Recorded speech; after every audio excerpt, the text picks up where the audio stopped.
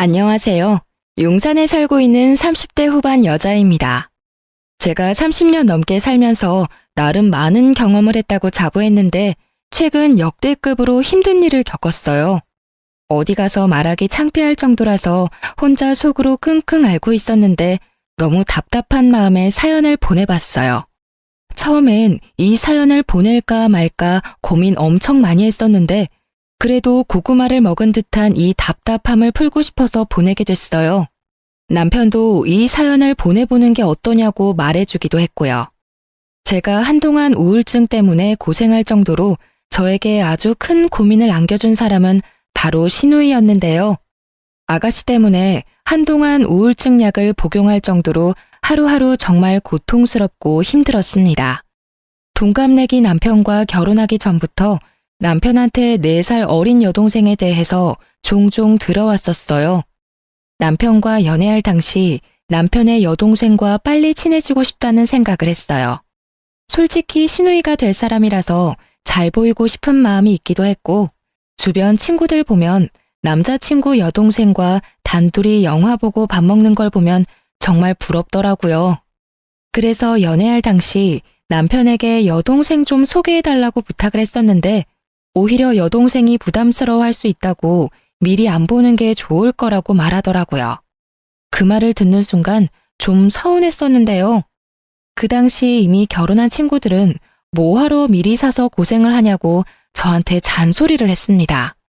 시누이가 시어머니보다 더 심한 시집살이를 시킨다고 하더라고요. 그래서 미리 만나면 그만큼 미리 시집살이를 당하는 거라면서 절대 먼저 만나지 말라고 경고했어요. 친구들 말대로 미리 만나지 않는 게 정말 다행이었더라고요. 아무튼 남편은 여동생을 끔찍이 아껴왔었어요.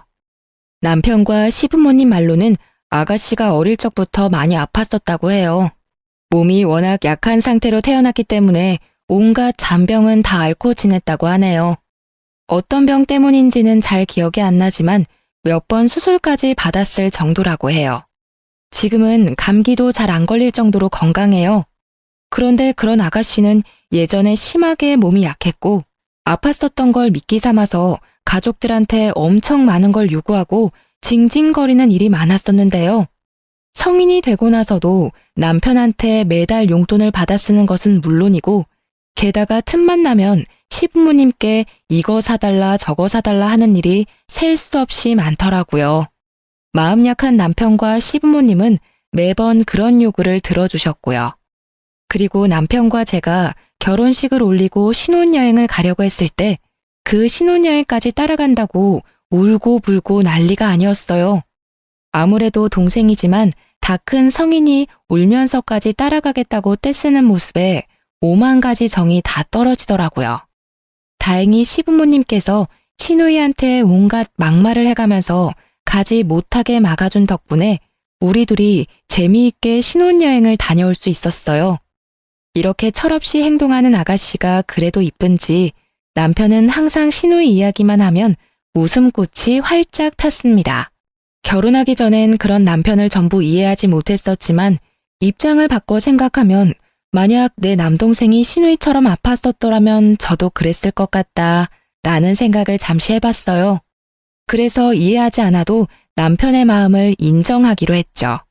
근데 그런 남편과 제가 결혼하고 난 뒤 도저히 이해가 안 가고 감당하기 어려운 행동을 하는 시누이 때문에 미칠 것 같았어요. 저와 남편이 결혼한 지 얼마 안 됐을 때 있었던 일 하나 말씀드리자면 시누이의 자격지심과 관련된 일이 있었어요. 시누이는 어릴 때 워낙 자주 아파서 중학교 중간까지만 다니다가 자퇴했는데요. 자퇴한 이후에 1년 정도 쉬다가 검정고시를 봤다고 하더라고요. 중학교, 고등학교 과정 모두 합격한 뒤 대학교 진학을 포기했다고 들었어요. 아무래도 공부 쪽에 소질이 너무 없어 차라리 바로 돈을 버는 게 좋겠다 싶었다네요. 그런 아가씨는 의외로 학력과 돈에 대한 자격지심이 상당히 심한 편이더라고요. 저에 대해서 하나부터 10까지 집요하게 물어보는 일이 많았는데요. 대학교부터 직업, 연봉, 직책 등등 굳이 말하고 싶지 않은 콤플렉스까지 알려고 하는 그런 아가씨가 부담스러울 때가 정말 많았어요. 언니는 어느 회사 다녀요? 전 검정고시에다가 대학교도 안 나왔는데 회사에서 무려 300만 원 정도 월급 줘요. 대박이죠? 일반 중소기업에 다니면서 이렇게 받기 힘든 거 아시죠? 아, 그러시구나. 아가씨 능력 엄청 좋으신가 봐요. 언니는 회사에서 얼마나 받아요? 대학은 어디 나왔어요? 나름 서울에서 유명한 대학교 졸업했고, 지금은 회사에서 팀장 맡고 있는데 적게 받고 있지 않아요. 연봉이 얼마나 되는지 정확히 말씀드리기 어렵고요. 저보다 많이 받는다는 소리예요? 그렇죠. 아무래도 제가 팀장 직급 맡고 있으니 일반 사원에 비하면 연봉이 높은 편이죠. 아가씨보다 두세 배 이상은 벌고 있어요. 도대체 무슨 일을 하길래 그렇게 벌어요? 서울에 있는 대학교 나왔다고 해도 유처럼 들어보는 대학들도 많다던데. 전 이름만 들어도 누구나 알 법한 대학교와 대기업에 다니고 있는데요. 정확히 어느 대학교를 졸업했고 어느 기업에 다니고 있는지 자세히 말할 순 없지만 아가씨한테 대학교부터 다니는 회사, 연봉 등등 전부 말해주니 얼굴이 새빨갛게 변하더라고요. 이상한 게 제가 조금이라도 본인보다 잘난 게 있으면 그걸 그렇게 질투하더라고요. 그리고 저희 시댁은 하루 벌어서 하루 살아갈 정도로 여유가 있는 집안은 아니었어요. 예전에 아가씨가 아팠을 때 모아둔 돈을 전부 병원비로 다 쓰게 돼서 예전에 비해 여유가 없다고 하더라고요. 근데 그런 시댁과 다르게 저희 친정집은 여유가 있는 편이에요. 아버지가 운이 좋게 사업이 잘 되던 편이라 그 덕분에 전 부족하지 않게 살았었는데요. 아가씨는 처음에는 우리 친정집에 대해서 전혀 관심이 없었는데 우연히 제가 친정 부모님께 받은 명품 가방을 보고 저희 친정집에 대해 물어보기 시작했어요. 언니, 이 가방 어디서 났어요? 언니가 직접 산 가방이에요? 이거 구하기 정말 힘든 가방이라던데. 한정판 아니에요? 언니 능력 대박이다. 아, 이거 친정엄마가 사주신 거예요. 몇 달 전에 제 생일이었잖아요. 그때 친정엄마가 직접 백화점에 가서 구해주셨어요. 아까워서 들고 다니지도 못해요. 정말요? 친정 부모님께서 명품 가방 사줄 정도로 능력이 좋으신가 보네요. 아, 부모님이 좀 여유가 있으신 편이죠. 근데 부모님이 돈이 많으신 거지 제가 많은 게 아니라. 도대체 무슨 일을 하시길래 이런 비싼 가방도 아무렇지 않게 사주시는 거예요? 아버지가 사업하세요. 저도 자세한 건 모르는데 그 사업이 잘 운영되고 있어서 이런 가방도 선물 받고 하는 거예요. 혹시 검은 돈 만지시는 분 아니죠? 겉보기에 멀쩡한 회사인 것 같아도 뒤가 구린 그런 사업장 많다고 하던데. 갑자기 비아냥거리는 말투로 저희 친정아버지 일에 대해 함부로 말하더라고요. 다른 건 몰라도 부모님에 대해 함부로 말하는 건 너무하잖아요. 저도 모르게 화를 내버렸습니다. 검은 돈이라뇨. 말씀이 너무 지나치신 거 아니에요? 장난칠 게 따로 있지. 왜 저희 친정아버지 일에 대해 그렇게 함부로 말할 수가 있어요? 우리 아버지 엄청 힘들게 시작해서 회사 크게 만드신 분이에요. 당장 사과해줘요. 언니, 그렇게까지 화낼 필요까진 없잖아요. 그냥 장난으로 말한 건데. 그렇게 예민하게 반응하면 제가 정말 나쁜 사람 같잖아요. 그냥 그런 사람들이 있다는 말이지. 언니 아버님이 그런 사람이라고 말한 건 아니었어요. 그리고 솔직히 말해서 언니가 뭐라고 이런 가방 선물 받고 들고 다니나 싶었어요. 부모 하나 잘 만나서 엄청 호사 누리고 사네. 이런 생각한 건 맞아요. 말이면 다예요. 제가 부모님 덕분에 남들보다 조금 더 편하게 산 건 맞지만 좋은 대학교 나오고 좋은 직업까지 얻게 된 건 다 제 노력이에요.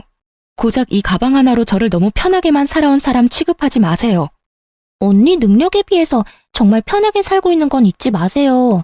솔직히 저도 어릴 때 아프지만 않았어도 언니보다 더 멋지게 살 수 있었을 텐데. 만약 내가 언니랑 똑같은 조건에서 시작하고 살았더라면 제가 더 괜찮았겠죠. 그거 다 핑계예요. 아가씨처럼 어릴 때 아팠던 사람들도 지금 멋지게 살고 있는 사람들 많아요. 그리고 아가씨도 대학 충분히 갈 수 있었고 노력만 했었더라도 남들처럼 떵떵거리면서 살 수 있었을 거예요. 근데 본인도 공부 쪽에 영 소질이 없으니까 대학 안 가고 바로 일 시작한 거 아니에요? 그러면서 대학 나온 사람들 항상 무시하고 본인보다 돈 조금이라도 버는 사람들 안 이꼬워하고 가끔 보면 아가씨 자격지심 너무 심해요. 오히려 인생 편하게 사려는 건 아가씨 아니에요. 와, 언니 말하는 거 진짜 밥맛이네요. 언니가 절 그렇게 생각하고 있는 줄은 몰랐네요. 저야말로 아가씨가 절 그렇게 생각하고 있는 줄은 몰랐어요. 지금 아가씨랑 대화할 가치가 없다고 봐요. 본인이 대학 안 가고 여유로운 집안에 태어나지 않은 거에 대해서 합리화하면서 남들 깎아내리는 게 정말 취미인 사람이라 느낄 정도로 질투가 심하고 남을 본인보다 낮추는 게 심했어요. 이날 사건 이후로 이상하게 아가씨의 씀씀이가 엄청 커진 게 눈에 확 들어오기 시작했어요. 예전에 아가씨가 20살 성인이 됐을 때 시부모님께서 아가씨한테 비싼 명품은 아니지만 준 명품 정도 되는 지갑 하나를 선물해 준 적이 있어요. 그거 말고는 명품이다라고 할 만한 물건이 전혀 없던 사람이었는데 갑자기 2, 300만 원 정도 되는 가방과 100만 원은 훌쩍 넘어 보이는 지갑, 신발, 귀걸이 등등 하나 둘씩 사는 듯 하더라고요. 아가씨와 제가 SNS 친구 추가된 상태는 아니지만 제가 간간히 아가씨 SNS를 염탐할 때가 있거든요. 예전에는 여기저기 맛집이나 카페, 여행 사진 위주로 올라왔었다면 이제는 명품 물건들을 하나둘씩 올리면서 자랑하는 게시물이 엄청 늘어났더라고요. 더 충격적인 건 어떤 게시물에는 대놓고 저를 저격하는 게시물 하나가 있었어요. 누구와는 다르게 난 내 돈으로 직접 가방을 사지. 문구와 함께 300만 원은 훌쩍 넘어 보이는 가방 사진을 올렸더라고요. 게다가 그 가방은 제가 친정 부모님께 선물 받았던 가방 브랜드와 같았어요. 그거 보고 정말 코웃음이 나오더라고요. 근데 그런 신우의 명품들을 보고 부럽다고 느끼지 않았어요. 오히려 신우이가 저 가방들을 어떻게 샀는지 앞으로 어떻게 감당할지 그게 참 궁금하더라고요. 아가씨가 버는 돈이 얼마라는 것쯤은 이미 알고 있으니까요. 그러던 어느 날 일 하나가 크게 터지고야 말았는데요. 우연히 시어머님께서 아가씨 이름으로 날라온 한 통지서를 발견하게 됐는데 그게 바로 카드값 통지서와 함께 대출을 받았다는 통지서 2가지였어요. 알고 보니까 아가씨는 명품 가방을 사기 위해서 무리하게 카드를 긁었던 거였고 그것도 모자라서 대출 3천만 원까지 받았다고 하더라고요. 처음엔 가방 한두 개만 사려고 카드 할부를 했다고 했는데 본인 월급으로 그 할부값도 감당하지 못할 것 같아서 조금씩 대출을 받기 시작했다네요. 그렇게 대출을 받아서 많은 돈이 자기 통장에 찍히니까 그걸로 카드값을 갚으려고 했던 걸 멈추고 여러 물건들을 사들이기 시작했다고 하네요. 결국 걷잡을 수 없이 일이 커졌다고 해요. 이 많은 돈을 갚기에 너무 힘들어서 주말마다 단기 아르바이트도 한다고 해요. 요즘 아가씨가 집에 붙어있는 시간이 없어서 어딜 그렇게 다니나 어머님이 걱정이 많았어요. 근데 어딜 가는 것인지 드디어 알아냈네요. 이 사실을 온 가족이 전부 다 알게 됐고 처음엔 아가씨가 저 만나는 걸 좀 피했어요. 아무래도 이 사실을 알기 전에 아가씨가 명품 가방을 들고 저한테 엄청 자랑을 했거든요. 본인은 나와 다르게 이 비싼 가방 정도 가뿐하게 살 수 있다는 식으로 저한테 항상 어필을 해왔었는데 이제 내가 정체를 모두 알게 되었으니 당연히 저 보는 게 창피하고 힘들었겠죠. 이 사건 이후로 아가씨는 본인이 샀던 명품 물건들을 전부 팔아서 대출금 일부를 상환하고 한동안 남은 대출금 갚는 데 시간을 다 보냈어요. 남편은 그런 아가씨가 안쓰러웠는지 조금 도와줄까 생각도 하는 것 같았어요. 근데 제가 그런 아가씨 도와주는 순간 용돈 끊길 준비나 하라고 말했더니 도와주지 않더라고요. 시부모님도 당연히 그런 시누이를 도와주지 않으셨고요. 그 이후에 좀 잠잠한 듯 했지만 아가씨의 진상 행보는 끝이 나지 않았어요. 또 어떤 일이 있었냐면 제가 남편과 해외여행을 가기 위해서 준비했을 때였는데요. 제가 남편과 결혼하고 난 뒤 제대로 된 여행을 간 적이 없었어요. 그래서 남편과 해외여행을 가보기 위해 준비하게 됐었는데요. 근데 아가씨는 우리가 여행을 간다는 것 자체가 마음에 들지 않았나 봐요. 갈 거면 나랑 엄마 아빠도 데리고 가지. 왜 둘만 쏙 갈 수가 있어? 엄마도 그렇게 생각하지 않아? 언니랑 오빠 우리까지 데리고 갈 능력은 되잖아. 그런데 왜 우리만 쏙 빼놓고 둘만 가냐 이 말이야. 우리 그렇게 능력 좋지 않아요. 그리고 우리도 결혼하고 나서 처음으로 여행 가는 거라서. 맞아. 그리고 엄마 아빠도 가만히 있는데 왜 너가 설쳐? 너가 몰라서 하는 말인데 새아기가 작년에 우리가 집에만 있는 게 안쓰럽다고 관광여행 보내줬어. 그리고 이번에도 같이 가자고 물어봤는데 우리가 안 가겠다고 거절한 거야. 그러니까 중간에서 이간질할 생각 절대 하지 말고 너나 우리한테 잘해. 딸인 너는 우리한테 정작 아무것도 안 해주고 있으면서 왜 잘하고 있는 새언니를 잡으려고 하냐? 으이구. 왜 자꾸 나한테만 뭐라고 해. 내 생각이 틀린 건 아니잖아. 나도 해외여행 가보고 싶었는데. 해외여행 가고 싶으면 가고 싶다고 말해. 괜히 잘하고 있는 사람 트집 잡지 말고. 중간에서 이간질을 하려고 했던 아가씨는 오히려 시어머님께 혼났어요. 그게 마음에 들지 않았는지 한동안 입 쭉 내밀고 삐져 있더라고요. 그렇게 한창 여행 갈 준비를 하고 있었는데 여행 가기 하루 전날 갑자기 아가씨가 우리 집에 놀러 왔더라고요. 저와 남편은 갑자기 집에 놀러 온 아가씨 때문에 엄청 당황했었는데요. 아가씨, 갑자기 말도 없이 무슨 일로? 저희 내일 여행 가야 해서 이것저것 준비하느라 바쁜데. 많이 바빠요? 심심해서 왔어요. 저 집에 있었는데 너무 할 게 없어서요. 그래서 언니 생각나길래. 내일 여행 가는 날이죠? 그 전까지만 언니랑 오빠랑 같이 놀다가 같이 나가도 돼요? 네, 내일 아침 일찍 나가야 하는데 일찍 일어날 수 있겠어요? 이렇게 갑자기 놀러 올 줄이야. 그럼 진작 연락하고 오지 그랬어요. 가족끼리 무슨 연락까지 해요. 보고 싶거나 심심하면 아무 때나 만나는 거지. 맥주 사왔는데 한 잔씩 해요. 내일 일찍 일어나야 해서 맥주는 안 되는데요. 에이, 맥주 한두 잔 정도 마시는 건 괜찮아요. 내일 못 일어날 것 같으면 제가 대신 깨워줄게요. 갑자기 놀러 온 아가씨와 새벽까지 수다를 떨며 논 다음에 일찍 일어나야 했던 우리 부부는 먼저 잠들게 됐는데요. 근데 아가씨가 좀 이상하더라고요. 그날따라 잠도 안 자려고 하고 우리 보고 빨리 자라고 하더라고요. 그래서 좀 의심스러운 마음이 들긴 했었지만 아가씨 말대로 일찍 잠들었는데요. 쪽잠을 자고 아침 일찍 일어나 여행 갈 준비를 하는데 저희 부부 여권이 사라졌더라고요.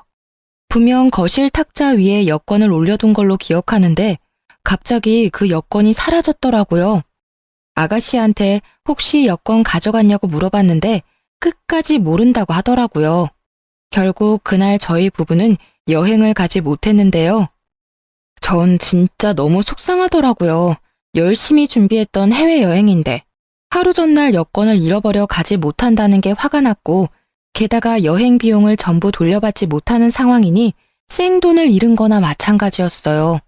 그것 때문에 남편과 저는 한동안 기분이 좋지 못했었는데요. 그런데 며칠 뒤 신우이한테 저희 부부 여권이 있는 걸 발견하게 됐었는데요. 알고 보니 아가씨가 우리 집에 와서 여권을 가지고 간 거였어요. 그 여권을 본인 방 서랍에 숨겼더라고요. 그걸 알게 된 남편은 난생 처음으로 아가씨한테 욕까지 섞어가며 혼냈습니다. 이게 무슨 짓이야? 너 우리 여권 훔치려고 일부러 온 거였지? 너 하나 때문에 돈이랑 시간 전부 날렸어. 너 새언니는 며칠 동안 본인이 여권 하나 잘 못 챙겨서 여행 못 간 거라고 울기까지 한 사람이야. 근데 어떻게 너가... 남편이 큰 소리를 내기 시작하자 방에 계시던 어머님까지 나와서 무슨 일이냐고 물어보셨는데요. 옆에 있던 제가 상황 설명을 모두 했습니다. 그 사실을 듣게 된 어머님께선 아가씨의 등짝을 때리며 화내셨는데요. 야, 할 짓이 없어서 다음날 여행 가는 사람들 여권을 훔쳐가? 그게 사람이 할 짓이야? 아이고, 정말 미친 짓을 했네, 미친 짓을 했어. 초등학생도 안 할 짓을 왜 너가 했냐고. 짜증나잖아. 맨날 새언니는 좋은 옷, 좋은 집, 좋은 회사 다 누리고 살고 있는데 해외여행까지 간다고 하니까 짜증난다고. 나도 해외여행 가고 싶은데 나한테는 같이 가자고 물어보지도 않고 치사하게. 너가 한두 살 먹은 애도 아니고 뭐 그런 걸로 질투가 나서 그런 몰상식한 짓을 해. 너 당장 언니랑 오빠한테 사과해. 당장. 싫어. 내가 사과를 왜 해야 하는데? 고작 여권 하나 숨긴 걸로 이렇게 여럿이서 나한테 이래도 되는 거야? 여권 훔친 걸로만 문제 삼는 게 아니잖아. 너 하나 때문에 우리가 돈이랑 시간 전부 다 날렸어. 그건 어떻게 책임질 건데? 언니 돈 많잖아. 고작 이 여행 비용 때문에 나한테 이렇게 따진다고? 그냥 다녀왔다고 생각하고 그냥 넘기면 안 돼? 다녀온 셈 치면 되는 거잖아. 고작 이런 일로 왜 날 못 잡아먹어서 안달이냐고. 오히려 뻔뻔하게 나오는 아가씨 태도가 정말 어이가 없고 화가 머리 끝까지 나더군요. 결국 남편은 그런 아가씨와 대화를 나누는 걸 포기하고 그런 아가씨한테 사과하기 전까지 절대 볼 생각하지 말라고 경고했어요. 아가씨도 자존심이 있는지 거의 한 달 동안 연락 한 통하지 않았었는데요. 근데 본인도 본인이 잘못한 걸 충분히 알고 있기 때문에 어머님 성화에 못 이겨 우리한테 사과를 하더라고요. 아가씨 때문에 손해본 여행 경비 모두 아가씨가 전부 갚기로 했는데요. 처음에는 안 받을 생각도 잠시 했었는데 오히려 시어머님과 남편이 꼭 받으라고 하더라고요. 그래서 아가씨한테 돌려받은 돈으로 국내 여행이라도 다녀오기로 했죠. 조용하다 싶으면 이런 식으로 사고를 치는 아가씨 때문에 항상 마음이 조마조마하고 받아주기가 점점 힘들었어요. 사실 아가씨는 남편에 대한 애정이 남달라요. 남편도 그런 아가씨를 굉장히 아끼는 편이고요.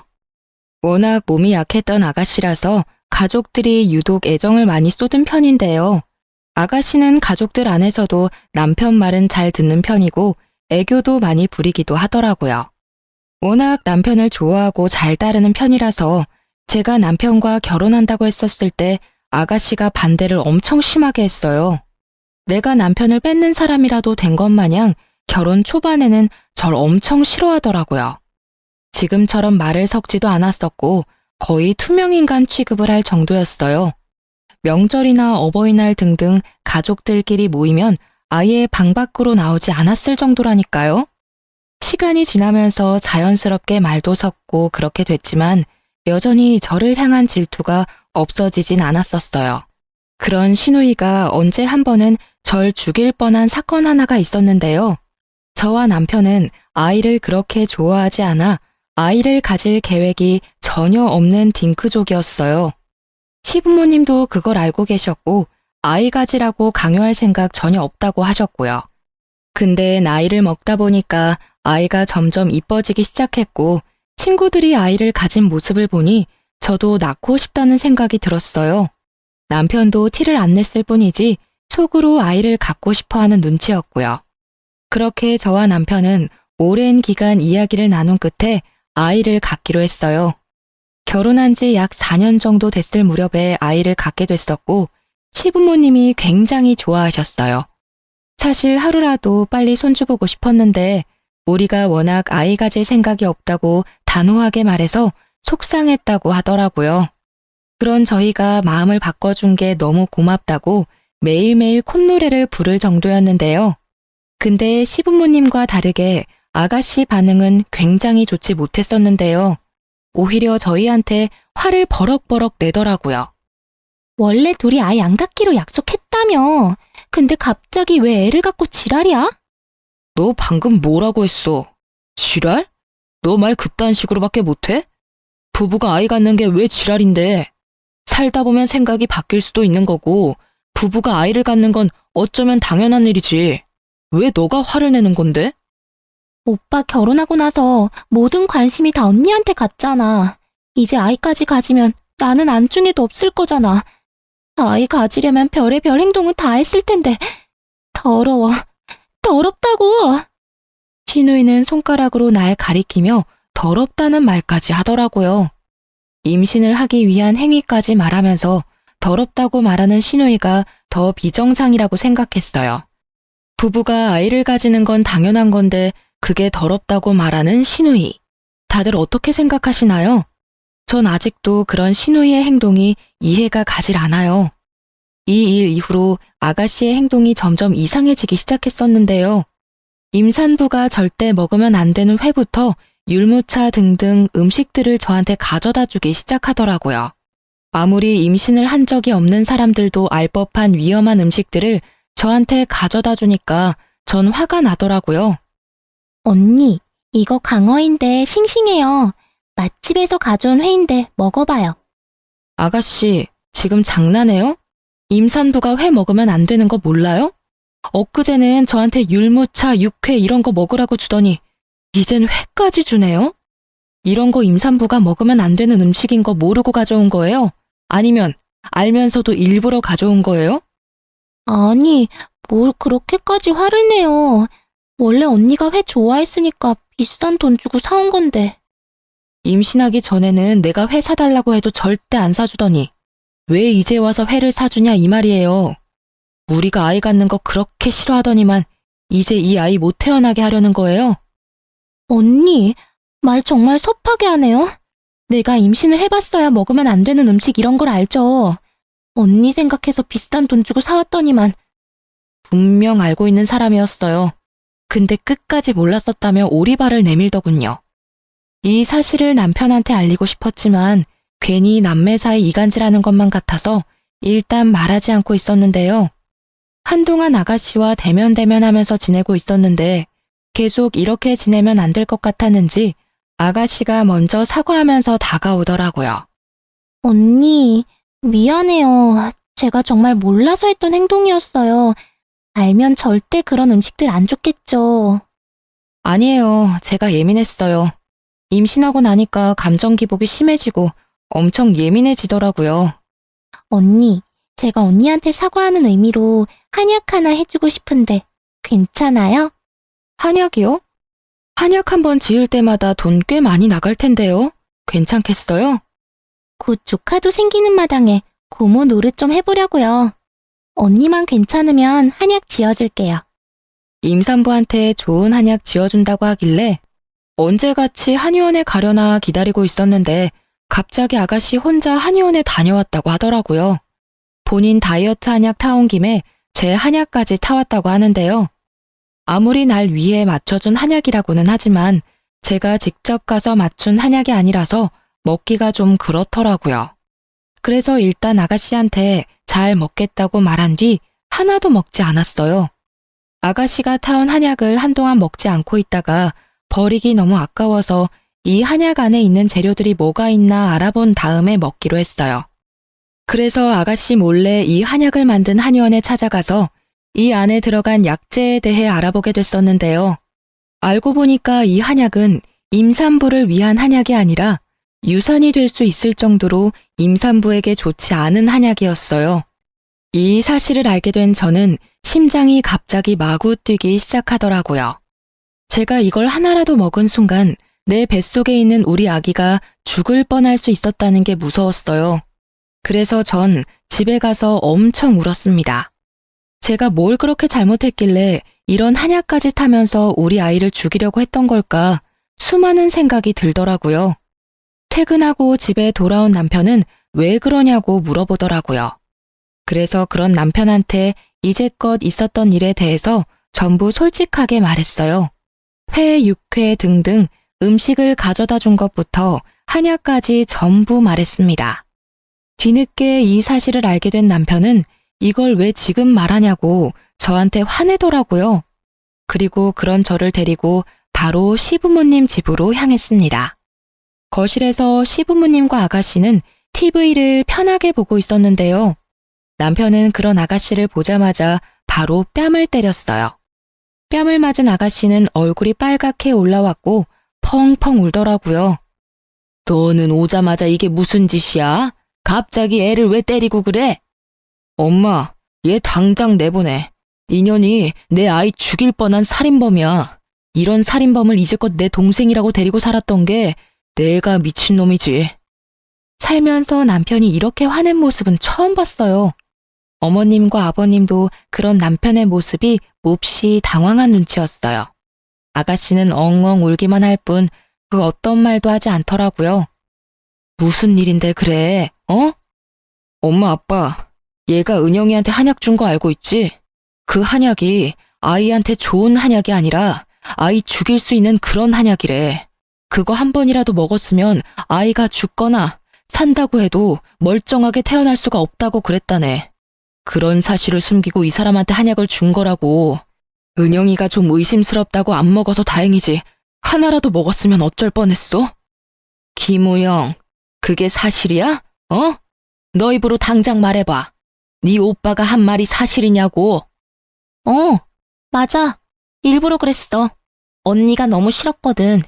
이제껏 오빠는 나만 좋아하고 나만 보살폈는데 그런 오빠가 갑자기 이 여자랑 결혼하고 게다가 아이까지 가졌으니까 그게 너무 속상했어. 이 여자가 내 오빠 뺏어간 것도 열받는데 이제 애까지 생겼으니 날 거들떠보지도 않을 거잖아. 오빠는 내 거라고. 아무리 그래도 그렇지. 애를 죽일 생각을 해? 이거 엄연히 살인미수야.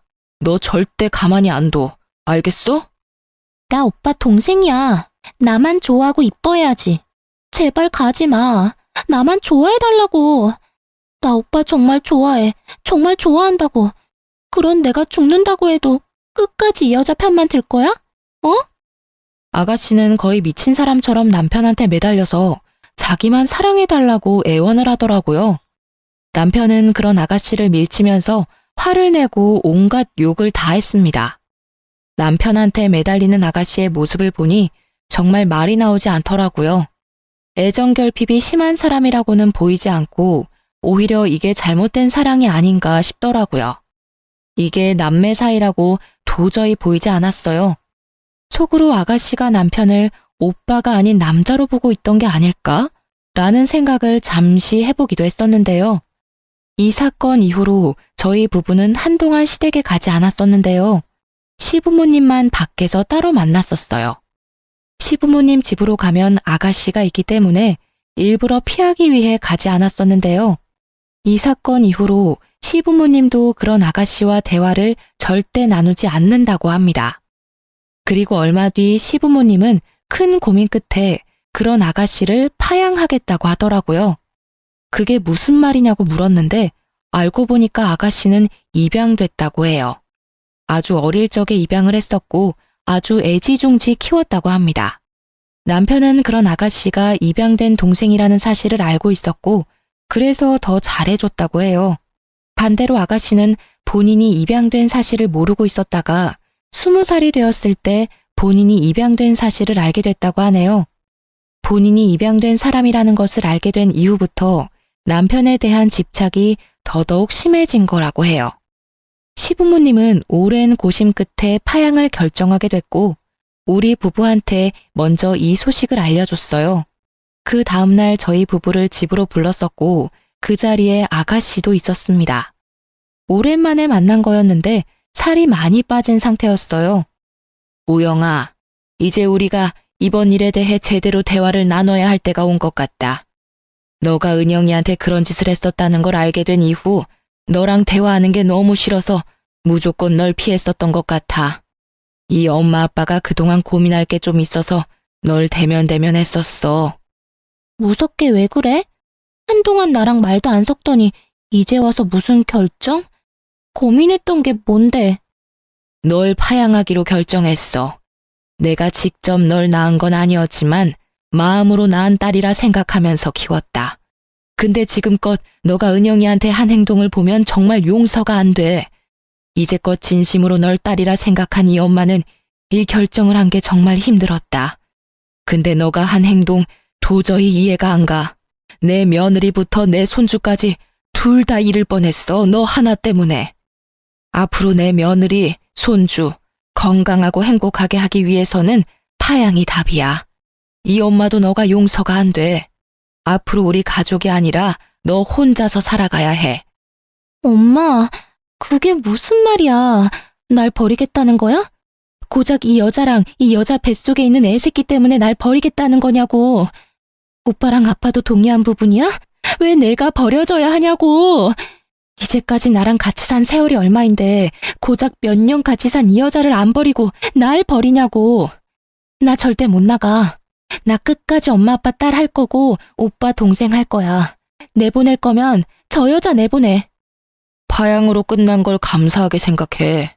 너가 우리 아이 죽일 뻔한 사실 경찰로 넘길 생각까지 했었어. 우리 집에 살인자가 있다고 고소하려고 했던 거 그래도 이제까지 너랑 같이 산 세월을 생각해서 여기서 끝내는 거야. 앞으로 너 우리 아이 죽일 뻔한 거 항상 속죄하면서 살아. 이제까지 내가 널 여동생이라고 생각하면서 산 게 수치야, 수치. 앞으로 너 보고 싶지 않아. 그러니까 조용히 꺼져. 이게 다 너 때문에 그래. 너가 책임져. 너 하나만 없었으면 우리 가족 행복하게 살 수 있었어. 너가 책임지라고 나쁜 년아. 지금 당장 내 눈앞에 안 사라지면 내가 너 또 죽일 거야. 아가씨는 귀신이라도 들린 사람처럼 저한테 달려들더니 머리채를 잡더라고요. 남편과 시부모님은 놀란 나머지 그런 아가씨를 바닥으로 내동댕이 쳤습니다. 바닥에 넘어진 아가씨는 철없게 울더니 결국 기절을 하고 말았어요. 이날 이후 파양이 성립되었고 그렇게 신우이는 우리 가족 구성원에서 나가게 됐는데요. 시부모님은 그런 아가씨한테 땡전 한 푼도 주지 않고 내쫓았어요. 파양된 이후로 시부모님과 저한테 자주 연락하고 몇 번 찾아오기도 했어요. 집에 찾아오거나 전화가 오면 절대 받지 않았어요. 언제 한 번은 아가씨가 나올 때까지 저희 집 앞에 있는다고 하길래 딱 한 번 만나줬었는데요. 지금 이게 무슨 짓이에요? 제가 분명 아가씨 만나기 싫다고 했을 텐데. 언니, 제발 저 한 번만 용서해줘요.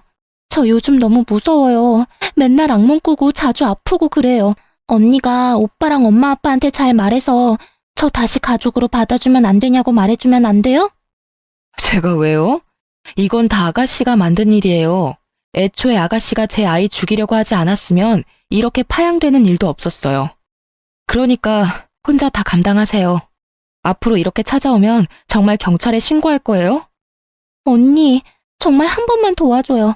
저 정말 무서워서 그래요. 정말 나쁜 의도는 없었어요. 그냥 오빠가 너무 좋았던 상태라 질투에 눈이 멀어서. 아무리 오빠가 좋다고 해도 사람을 죽이려고 하지는 않아요.